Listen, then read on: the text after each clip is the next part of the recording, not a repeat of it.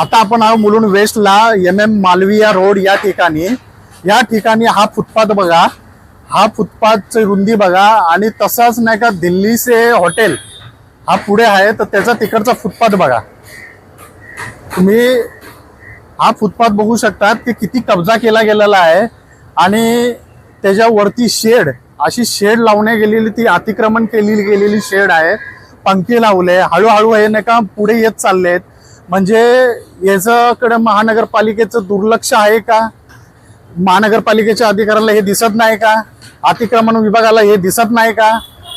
महापालिकेचे आयुक्ताला हे दिसत नाही का? टी वॉर्डच्या अधिकाऱ्याला, टी वॉर्डचे नाही का असिस्टंट कमिशनरला हे दिसत नाही का? का डोळे बंद आहे त्यांचे? हे लक्षात ठेवा. हे समोर सगळं दिसतं आहे तरी तुम्ही जागे व्हा.